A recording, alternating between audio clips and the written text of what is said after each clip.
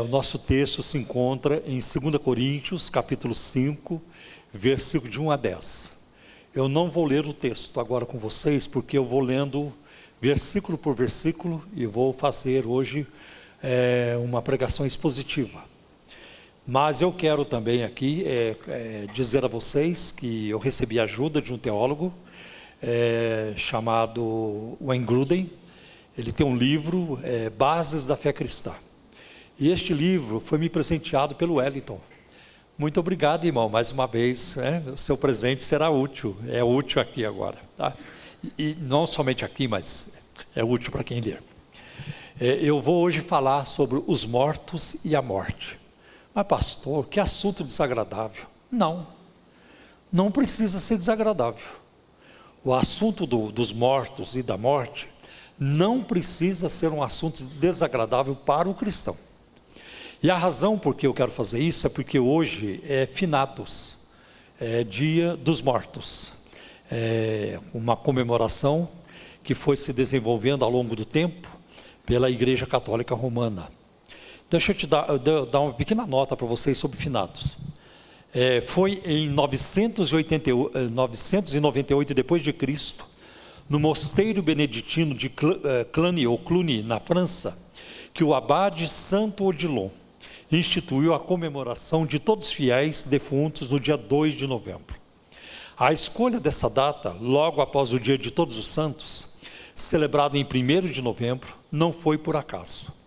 Enquanto o dia de Todos os Santos o dia de Todos os Santos celebra aqueles que já alcançaram o céu, o dia de finados é dedicado àqueles que ainda estão em processo de purificação, esperando alcançar a glória celestial. Esta prática logo se espalhou por outras regiões da Europa, tornando-se uma celebração universal na Igreja Católica por volta do século XIII. Eu já tive uma experiência uma vez, acho que eu contei aqui para vocês, quando eu morava em São José dos Campos e congregava lá. E teve um dia de finados, eu não sei exatamente o ano em que isso aconteceu, mas foi na década de 70, e eu resolvi ir para o cemitério no dia de finados, lá em São José dos Campos. São mais de um cemitério, mas eu fui naquele que estava mais próximo. E olha, muita gente. Dia de finados, o trânsito vira uma encrenca, porque é muita gente indo aos cemitérios. E eu fui, botei meu terninho, assembleiano, a gravata, porque a unção está na gravata. Vocês não sabiam, estou aqui trazendo-lhes uma revelação. A unção está na gravata, né? E fui para o cemitério com a Bíblia na mão. Cheguei lá antes das 9 da manhã. Cheguei no cruzeiro, onde tem uma cruz muito, muito grande, numa praça circular, e as velas queimando, a parafina, as velas derretendo, correndo por tudo quanto é lado. E eu fiquei ali, vou pregar, mas não consegui pregar. Fiquei com medo, fiquei com receio. Era uma multidão enorme de católicos, né? Aí eu comecei a andar entre os túmulos, comecei a caminhar entre os túmulos, aí veio algo na minha mente assim: um morto andando entre os mortos. Eu achei que aquilo era uma repreensão de Deus comigo. Um morto andando entre os mortos. De repente eu disse, não estou morto não. Eu acho que eu estava meio receoso. Aí voltei lá e falei, eu vou pregar. Cheguei, voltei, acho que eu fiz mais uma oração, não me lembro. E preguei 3 minutos só, e parei, que ninguém me agrediu nada. Aí dali a pouco voltei a pregar de novo, aí já preguei um pouco mais. Aí tinha um irmão lá da igreja, eu nem sei o que ele está fazendo lá, eu não combinei nada com ele. Aí ele, prega que eu estou orando por você. Irmãos, eu preguei das 9 da manhã até as 3 da tarde. Só não preguei mais porque acabou a voz. Tinha mais como falar, mas foi uma experiência muito interessante que eu vivi. Vamos ao primeiro versículo. Pois sabemos que se a nossa casa terrestre deste tabernáculo se desfizer, temos da parte de Deus um edifício, uma casa, não feita por mãos humanas, eterna nos céus. Ao falar da encarnação de Cristo, o apóstolo João no seu evangelho usou o verbo esquinou, que é habitar em uma tenda, Então João 1,14 poderia ser traduzido assim: o verbo se fez carne e tabernaculou entre nós, ou armou a sua tenda entre nós. Então João 1,14 poderia ser traduzido assim. Ele descreveu Deus vindo ao mundo e assumindo um corpo humano, ele tabernaculou, ele armou a sua tenda entre nós. Primeiro vamos ver o que é a morte. A morte é o fim da vida biológica do ser humano. Ela é resultado do pecado, como está lá em Gênesis 3,19, você é pó, e para o pó você voltará. Na morte, a alma do cristão vai imediatamente para a presença de Deus. Quando Cristo retornar, o cristão experimentará plena perfeição, tanto para o corpo como para a alma.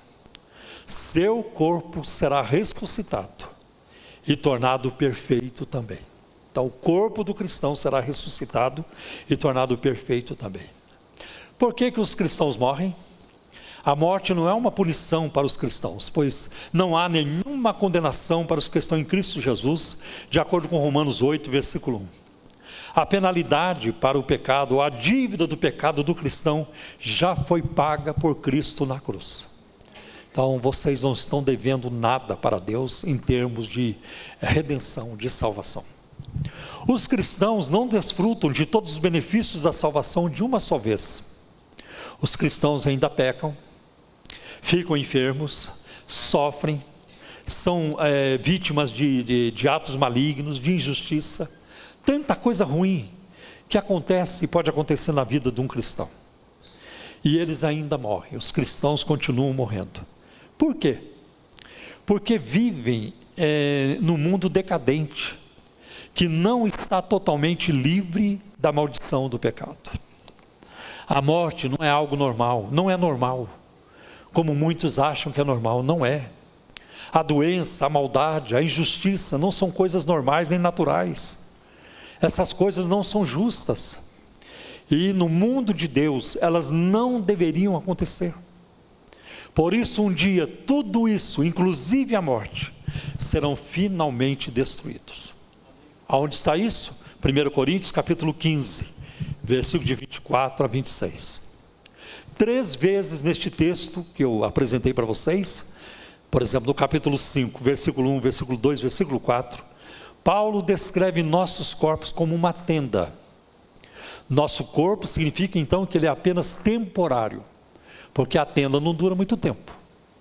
Acho que a tenda não dura lá no mato ou no acampamento por 50 anos. Ela vai rasgando, vai deteriorando, vai apodrecendo, até pela ação do tempo. O próprio Paulo, o apóstolo Paulo, era um fabricante de tendas. Ele trabalhou com Áquila e Priscila, isso aparece em Atos 18, versículo de 1 a 3. As tendas são moradias temporárias e úteis para acampar. A criançada gosta de tenda, arma a tenda até dentro de casa, sem precisar, arma a tenda até dentro de casa, está tudo certo. Mas as tendas envelhecem, rasgam, suas estacas soltam, a tenda pode ter goteira, entra bichos, insetos, até animais de um porte maior pode atacar uma tenda, invade uma tenda.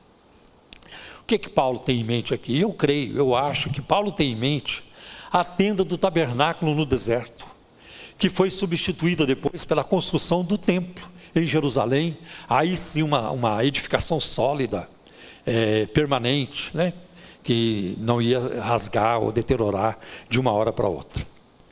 Assim haverá também, a respeito dos nossos corpos, haverá uma substituição do nosso corpo mortal pelo nosso corpo imperecível, incorruptível da ressurreição. Este corpo agora, parece o tabernáculo do deserto, vai passar, como o tabernáculo passou. Mas o corpo da ressurreição vai permanecer para sempre. E eu acho muito interessante que Paulo, ele abre o capítulo 5, colocando o verbo sabemos.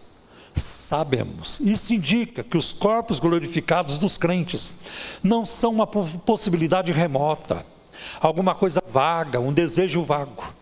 São um fato estabelecido pela palavra de Deus. E Paulo escreveu sobre isso em Filipenses 3:21. O Senhor Jesus Cristo, transformará o nosso corpo de humilhação para ser igual ao corpo de sua glória. Às vezes o corpo nos humilha, às vezes, por exemplo, um atleta preparou, se esforçou, correu, mas chega lá no dia ele perde, foi humilhado pelo próprio corpo. Às vezes um problema muito sério, de saúde, assim por diante, são as humilhações que o corpo nos impõe. Em 2 Coríntios 4 e 7, Paulo descreve nossos corpos como vasos de barro, apontando para a sua fragilidade. São como uma casa terrena em comparação com a futura morada celestial. Nós vamos ver, por exemplo, em 2 Coríntios 4, 16, Paulo dizendo: nosso exterior definha. E de fato, nosso exterior desgasta, o nosso exterior, nosso corpo desgasta, essa casca, ela se desgasta. Que é algo perceptível, você sabe disso. Ninguém precisa dizer para mim: pastor Paulo, o senhor está ficando velho. Eu já sei disso há muito tempo. Ninguém precisa dizer para mim: pastor, o seu cabelo está caindo. Não precisa, eu já sei disso. É perceptível, o desgaste dos nossos corpos. E nós até percebemos coisas que os outros não percebem. Por exemplo, você não sabe como é que está a minha pressão aqui agora. Você não sabe se eu estou com sede ou não. É assim por diante. Então tem coisas na sua vida que só você vai saber. E tem coisas que a gente nem sabe. As coisas são muito silenciosas e imperceptíveis. E isso é perigoso também. Mas nós vamos ver que a vida no corpo é marcada por experiências de declínio e dificuldade. O declínio é inevitável para todos. Eu estou ficando velho, mas eu tenho um consolo: todo mundo está ficando velho. Não sou só eu. Todo mundo, não tem ninguém que não está envelhecendo. Então, meu filho, não vamos nos sentir tão miseráveis assim, né? Aí nós vemos no versículo 2: e por isso neste tabernáculo gememos, desejando muito ser revestidos da nossa habitação celestial. Olha o que Jó disse, declarou, Jó capítulo 5, versículo 7. O ser humano nasce para o sofrimento, como as faíscas das brasas voam para cima. Eu sei que muitos pregadores da prosperidade diriam para Jó naquele momento: está amarrado, eu não aceito sofrimento. Mas aqui a Bíblia diz: o ser humano nasce para o sofrimento. Qual é a resposta para aquilo que nós estamos lendo? A resposta é: nós gememos. É o gemido. E isso aparece aqui no capítulo 5, versículo 2 e versículo 4, que é uma expressão de desconforto. Quando alguém está gemendo, a pessoa não está bem. É assim por diante. Já vi isso no hospital. Eu vou lá no hospital, tem alguém esperando para ser atendido, e um rapaz gemendo, com dores terríveis no abdômen. E eu cheguei e acionei a turma lá, quase que eu fiz um barraco. Olha, esse moço está em sofrimento, vocês têm que acudir logo, passa ele na frente, porque estava assim numa agonia, num sofrimento terrível. Então é assim que acontece conosco. Nós gememos, é uma expressão de desconforto, é quando reconhecemos que as coisas não estão bem. Mas eu tenho uma boa notícia para vocês: tudo isso vai ser resolvido na nossa ressurreição. Na ressurreição. Olha, confirmando, Isaías 26, 19 diz assim: os teus mortos e também o meu cadáver viverão e ressuscitarão. Despertem e cantem de alegria, vocês que habitam no pó, porque o teu orvalho, ó Deus, será como o orvalho de vida, e a terra dará à luz os seus mortos. Que bênção. 2 Coríntios capítulo 4, versículo 14, Paulo escreveu: sabemos que Deus, que ressuscitou o Senhor Jesus, também nos ressuscitará com Jesus, e nos apresentará a si mesmo juntamente com vocês. Quando os cristãos então serão ressuscitados dentre os mortos? Quando um cristão morre, sua alma imediatamente é transportada para a presença de Deus. Até que Cristo volte, esperamos a redenção do nosso corpo, pois nessa esperança fomos salvos. Romanos 8, 23 a 24 diz isso: em esperança somos salvos. Esse será o dia em que seremos glorificados com Cristo, de acordo com Romanos 8, 17. Para os cristãos que morreram, o dia em que Cristo retornar, Seus corpos novos e perfeitos serão reunidos às suas almas. E para os cristãos que ainda estiverem vivos, quando Cristo voltar, seus corpos imperfeitos serão instantaneamente transformados. A Bíblia usa a linguagem num abrir e fechar de olhos, instantaneamente transformados em corpos perfeitos. Isso está em 1 Coríntios 15, versículos 51 a 52. Este processo é chamado de glorificação. Esses novos corpos serão incorruptíveis e imperecíveis, de acordo com 1 Coríntios 15, 52. Eles não se desgastarão, envelhecerão, ou estarão sujeitos aos males físicos. Os novos corpos serão como Deus originalmente os projetou. Então lá no céu não me verão careca, não vão me ver assim, tá? Lá no céu nós não vamos encontrar pessoas aleijadas, ou cegas, ou surdas, banguelas. Não, todo mundo lá certinho, né? Uma bênção, tá?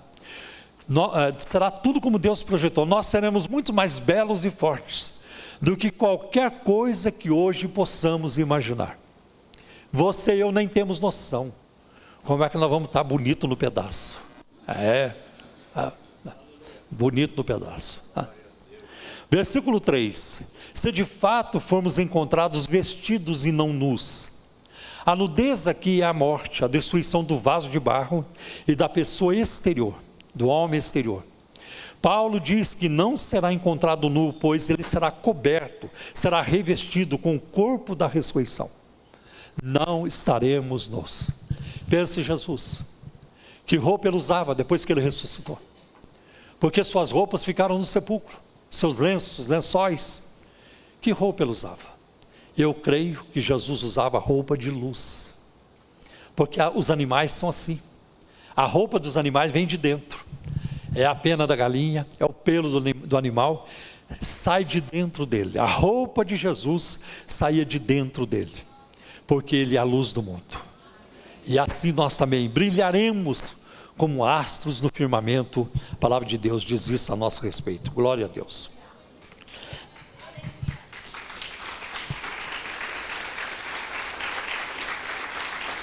Versículo 4: pois nós, os que estamos neste tabernáculo, nesta tenda, gememos angustiados, não por querermos ser despidos, mas revestidos, para que o mortal seja absorvido pela vida.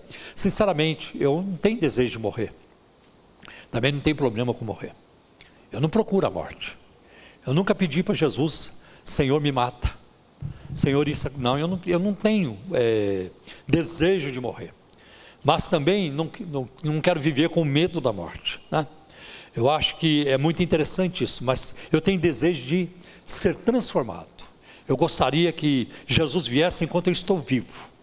Ele vier nos ares, aí nós vamos ser transformados no momento e estaremos para sempre com o Senhor.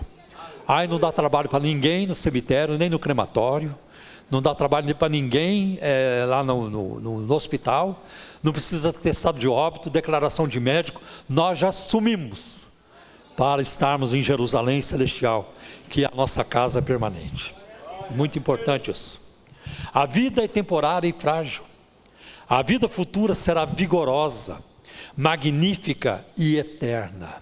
Será muito bonita. Versículo 5: ora, foi o próprio Deus quem nos preparou para isto, dando-nos o penhor do Espírito. Preste atenção nessa expressão, o penhor do Espírito. Aqui mostra que Deus está comprometido em completar a sua obra em nós. Por exemplo, Filipenses 1,6 diz: aquele que em vocês começou a boa obra, a aperfeiçoará até o dia de Jesus Cristo. É por isso que o Espírito Santo em nós é uma garantia. Ele é o penhor, ele é a garantia, né? Ele é o cheque calção. Agora não tem mais cheque, mas ele é um depósito calção. Deus nos deu o seu Espírito Santo como um penhor, um depósito inestimável, que garante que o que foi prometido se cumprirá. Está aí no versículo 5. Versículo 6: por isso temos sempre confiança e sabemos, olha aí o verbo saber de novo, sabemos, que enquanto no corpo estamos ausente do Senhor, presente no corpo e ausente com o Senhor. A conjunção por isso ou portanto, em outras versões, se refere ao versículo anterior, onde Paulo menciona a dádiva de Deus em nós, o Espírito Santo. E Paulo diz: o Espírito Santo habita em vocês. Vocês são o templo do Espírito Santo. Versículo 7. Porque andamos por fé e não pelo que vemos. E aí eu me lembrei de Hebreus 11, versículo 1. Ora, a fé é a certeza das coisas que se esperam e a convicção de fatos que não se veem. Nós não somos daqueles que temos que ver para crer. Nós somos daqueles que cremos para ver. Nós cremos para ver. Deus, meus irmãos, não está acessível aos nossos olhos. Não vimos ainda a Nova Jerusalém. Ainda não cruzamos os portais da glória, mas nós cremos, porque nós um dia vamos fazer isso. Versículo 8. Sim, temos tal confiança e preferimos deixar o corpo e habitar com o Senhor. Então a pergunta agora é: o que acontece quando um cristão morre? O cristão não vê a própria morte com temor, pois Jesus morreu para libertar aqueles que durante a vida estiveram escravizados pelo medo da morte. Isso está em Hebreus 2,15. Devemos ver a própria morte com alegria, sabendo que depois dela estaremos com Cristo. 2 Coríntios 5,8, preferimos estar ausentes do corpo a habitar com o Senhor. E ainda em Filipenses 1,23, desejo partir e estar com Cristo, o que é muito melhor. São palavras do apóstolo Paulo. Quando os cristãos morrem, suas almas vão imediatamente para a presença de Deus.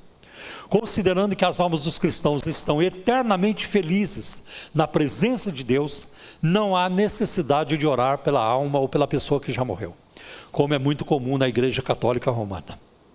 Nós não oramos por defuntos, nós não oramos por quem morreu, porque a morte, ela determina o estado eterno da pessoa, o estado dela na eternidade. Mesmo assim, é normal sentir tristeza pela morte de um amigo ou de um parente, de um membro da família. Quando Estevão foi apedrejado, alguns homens piedosos fizeram por ele grande lamentação. Atos 8, versículo 2. E veja que Estevão foi privilegiado. Antes de morrer, seu rosto brilhou como de um anjo. E ele ainda disse: eu vejo os céus abertos e Jesus à direita de Deus. Tudo isso, ele morreu apedrejado. Os irmãos da igreja em Jerusalém sabiam que Estevão morreu salvo. Que ele morreu, ele deu um testemunho com a sua morte, do seu amor por Jesus. Mas mesmo assim choraram por ele. Porque Estevão era querido. Era um vaso na mão de Deus, um instrumento tremendo. Um homem sábio, cheio de sabedoria, cheio do Espírito Santo. E os irmãos lamentaram. Então é normal lamentar. Agora, uma outra coisa muito importante é que os apóstolos, depois do sepultamento de Estevão, não foram rezar pela alma dele. Vamos pedir pela alma dele. Aí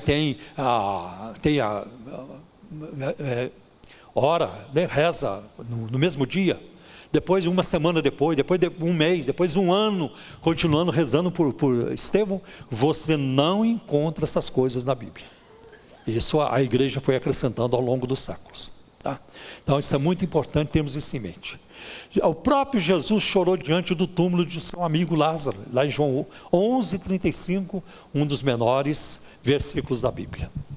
A tristeza sentida pela morte de um cristão não é de desespero, porque sabemos que ele partiu para estar com o Senhor. Isso é muito importante. Agora aqui podem acontecer 3 erros. Primeiro, o do sono da alma. Como os adventistas do sétimo dia, Testemunho de Jeová ensinam que as pessoas existem em uma condição inconsciente no estado intermediário. O suposto apoio bíblico para essa ideia inclui as descrições bíblicas de morte como um sono. Estevão adormeceu. Nem todos dormiremos, mas todos seremos transformados. Então a Bíblia usa a expressão, a palavra sono e também dormir para falar da morte. Isso é um eufemismo. Atenuar, suavizar a expressão, para não ficar muito ruim. Por exemplo, lá em Minas, onde eu cresci, quando alguém morria, dizia: esticou as canelas. Essa não é uma expressão bonita para se falar de alguém que morreu. O fulano de tal esticou as canelas. Não é uma coisa boa de se falar. Ou então, abotoou o paletó. E tem outras expressões. Então a Bíblia, com muita gentileza, muita diplomacia, né, ela usa a expressão, e fulano dormiu. E fulano dormiu no Senhor. Mas isso não acontece após a morte de maneira alguma, né? A gente vai ver isso. O sono é um eufemismo para a própria morte, não é uma descrição do que acontece depois da morte. Não existe sono da morte, o sono da alma depois que a pessoa morre. E eu vou mostrar para vocês, lá no relato de Lucas e Lázaro, o rico e Lázaro. O rico não estava dormindo, estava bem acordado lá no Hades. Em Apocalipse capítulo 6, versículo de 9 a 10, as almas dos mártires estavam clamando debaixo do altar de Deus, não estavam dormindo. E outra coisa, você nunca vai encontrar alguém dormindo no céu, você não encontra. Agora no inferno acho que é mais difícil ainda. No inferno é mais difícil ainda. Olha o que acontece em Mateus capítulo 17, versículo de 1 a 8, no Monte da Transfiguração. Apareceram duas personagens do Antigo Testamento para falar com Jesus, Moisés e Elias. Eles não estavam dormindo, estavam conversando com Jesus. Se bem que Elias, ele não morreu e foi trasladado, mas Moisés morreu e ele não estava dormindo. Então essa doutrina é errada, equivocada e é antibíblica ao mesmo tempo. E aí entra o caso do purgatório. Segundo o catolicismo romano, o purgatório é o estado temporário de purificação dos católicos fiéis que não foram totalmente obedientes durante a sua existência terrena. Levando a mancha do pecado, esses fiéis sofrem uma punição temporária no purgatório pelo pecado. Quando a purificação estiver concluída, eles irão para o céu. Aliás, o Paulo Maluf uma vez ouvi ele declarando, olha, eu sou um homem muito honesto, eu sou um homem, né, muito ético e tudo. Olha, eu vou ficar no purgatório só 30 segundos. Ele falou isso, eu vou ficar no purgatório só 30 segundos. O texto que a Igreja Católica usa do Antigo Testamento, na Bíblia deles, é o de 2 Macabeus, capítulo 12, versículo de 38 a 45. Esses primeiro e segundo Macabeus não são considerados canônicos pelos evangélicos. Não consta nas Bíblias protestantes. O apoio bíblico inclui a afirmação descritiva de Paulo. O outro texto que eles usam de Paulo é 1 Coríntios 3,15, né? Que diz, se a obra de alguém se queimar, este sofrerá perda, embora seja salvo, mas somente como alguém que passa pelo fogo. Aqui, no entanto, Paulo não está descrevendo o purgatório, mas o julgamento final dos crentes em relação ao seu trabalho na igreja, no reino de Deus, seu trabalho aqui na terra. E eles usam também outros textos, mas eu não tenho como elaborá-los aqui agora. Um outro erro que pode acontecer sobre a morte das pessoas é a reencarnação. Você morre e você vai voltar no outro corpo, para você ir pagando pelos seus pecados. Então os pecados são muitos. Então você tem que morrer e voltar. Morre e volta de novo. Isso pode acontecer milhões de vezes. Mas eu tenho um versículo para vocês, Salmo 78, versículo 39. É muito importante esse versículo. Esse versículo me ajuda muito. Salmo 78, versículo 39. Quando o salmista descreve a trajetória do povo de Israel no deserto, e tem um momento que ele fala assim do povo de Israel, que Deus se lembra de que eles são simples mortais, um vento que passa e não volta mais. Então nós somos um vento que passa e não volta. A Bíblia não ensina a reencarnação, a Bíblia ensina a ressurreição. A reencarnação é voltar num corpo diferente, a ressurreição é voltar no mesmo corpo. O mesmo corpo. Versículo 9. É por isso que também nos esforçamos para ser agradáveis a Ele, quer presentes, quer ausentes. E não vou explicar este versículo, está muito claro, devemos nos esforçar para agradar a Deus em tudo. E o versículo 10. Porque é necessário que todos nós compareçamos diante do tribunal de Cristo, para que cada um receba segundo o bem ou mal que tiver feito por meio do seu corpo. Eu não creio que aqui estará em julgamento a nossa salvação. Eu creio que aqui estará, o caso é galardão. porque o nosso julgamento em relação ao pecado já foi feito na cruz. Então nós vamos comparecer para saber se nós vamos receber galardão, vamos receber elogios, vamos receber broncas. No tribunal de Cristo vai ter isso. O tribunal de Cristo vai ter isso. Tá? Ali por um momento, nós vamos nos sentir constrangidos. Ali haverá um constrangimento. Mas ele será um constrangimento passageiro. Alguns vão receber galardões, outros não vão receber. Alguns serão reconhecidos, outros não. Mas todo mundo entra para o céu. Porque não depende do que nós fizemos, depende do que Cristo fez lá na cruz. A nossa salvação. Então, isso está em 2 Coríntios 5, versículo 21, quando Paulo trata disso.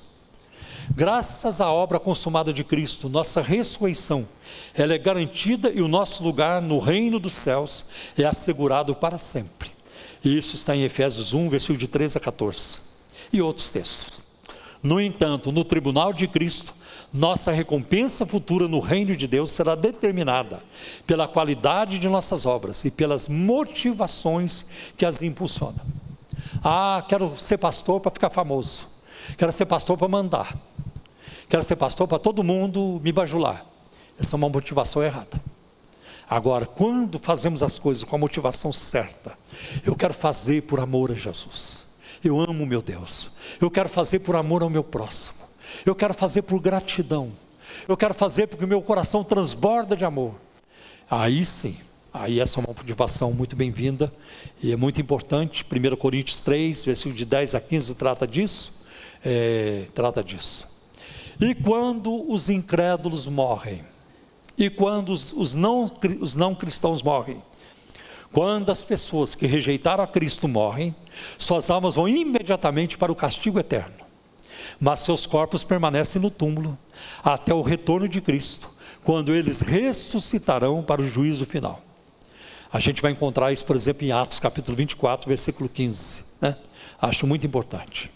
Então nós vamos, em Daniel capítulo 12, versículo 2 diz: muitos dos que dormem no pó da terra ressuscitarão, uns para a vida eterna, outros para vergonha e horror eterno, para vergonha e horror eterno. Então, o ímpio e o salvo, ambos ressuscitarão. Não haverá uma segunda chance após a morte, conforme demonstra o relato do rico e Lázaro, em Lucas 16. Da mesma forma como o homem está destinado a morrer uma só vez, e depois disso enfrentar o juízo. Então, depois da morte, é uma perda de tempo acender vela, celebrar a missa por quem já morreu. Isso não tem respaldo na palavra de Deus. Mas é a tradição, é o magistério da igreja, mas não é na Bíblia. E nós estamos assim, submissos à palavra de Deus. Nós não temos outra regra, nós não temos outro guia, a não ser a Bíblia Sagrada, Antigo e Novo Testamento, e nada mais. Eu não preciso de nada, nós não precisamos de qualquer outra coisa. Não haverá, uma segunda chance após a morte. Já falei. Assim, a tristeza sentida pela morte de alguém que cremos ter rejeitado a Cristo não é uma dor mesclada com esperança. Quando Paulo pensou nos judeus que haviam rejeitado o Senhor, lá em Romanos 9, 2, ele disse: eu tenho grande tristeza e constante angústia em meu coração pelos meus irmãos, pelos meus compatriotas que rejeitaram o Messias. Espera um pouquinho só. Às vezes não temos certeza se um amigo, um ente querido, continua a rejeitar a Cristo até a morte. Nunca se converteu, nunca veio à igreja. E aí, como é que a gente fica? Como é que a gente julga isso? A gente não julga. O conhecimento da morte iminente pode até provocar um exame verdadeiro de coração e o indivíduo chegar ao arrependimento e à fé. Tem aqueles arrependimentos de última hora, como o ladrão lá na cruz. E tem arrependimento de última hora que a gente não vê, mas Deus vê. Aí a gente não julga. Em vários casos, simplesmente nós não sabemos, ou em muitos casos, a gente não sabe. Depois da morte de um não cristão, é errado colocar a pessoa no céu. Então você vai no velório de alguém que morreu sem Cristo e vai lá para mentir. Eu até gravei um vídeo sobre isso. Mentiras de velório. Morreu no pecado.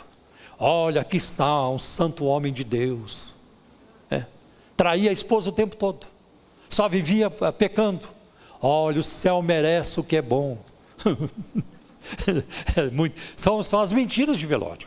Então a gente não deve colocar, se você não tem certeza, não coloca a pessoa no céu, né?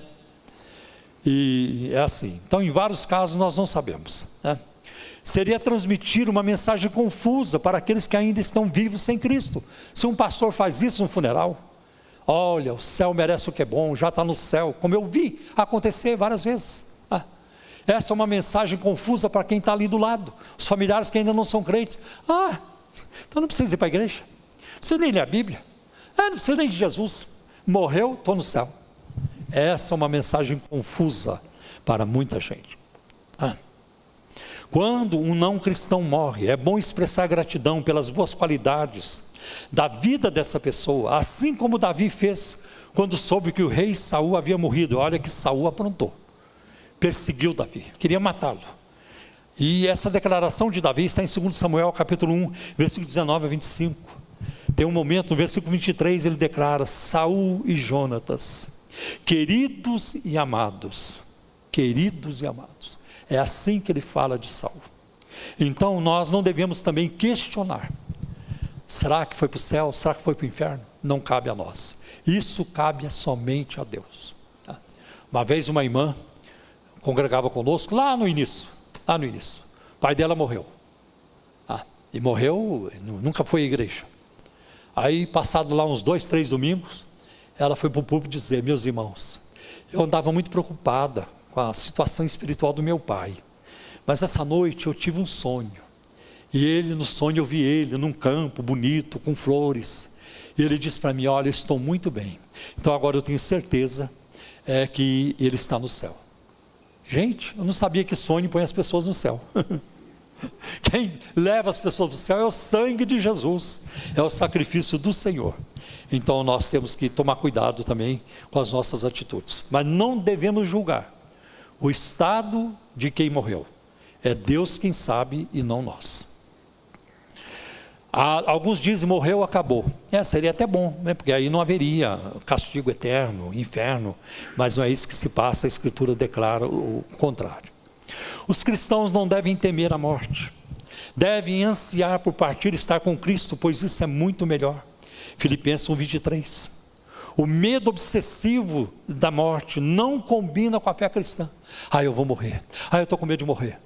Que morra, vá ver Jesus, vai encontrar com Jesus, ele é muito mais bonito do que eu, com quem você está falando. Morra em paz, morra em paz. Até na morte o cristão pode dar um bom testemunho de Cristo. Eu sei em quem eu tenho crido. Paulo fez isso no fim.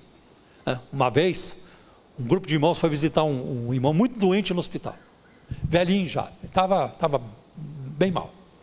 Aí chegaram lá e quando eles iam começar a orar, o irmão doente: não ora não, não ora por mim não, não faz essa covardia comigo, eu quero ir para o céu, eu já estou perto de Jesus, não ora para eu sarar.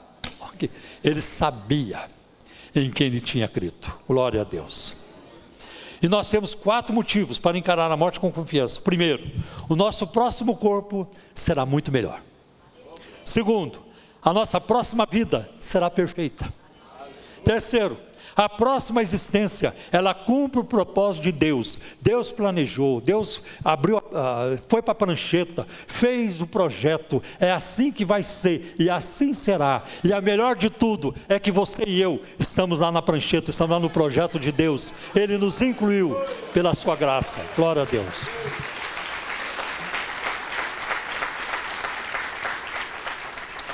E o quarto é: a próxima morada será com o Senhor. Então que Deus abençoe, que vivamos uma vida de testemunho, sem ficar preocupado demais com a morte, porque não o nosso alvo, né? A nossa parada depois da morte é o céu. Não é nem a parada, é para ficar lá para sempre, em nome de Jesus. Amém, glória a Deus.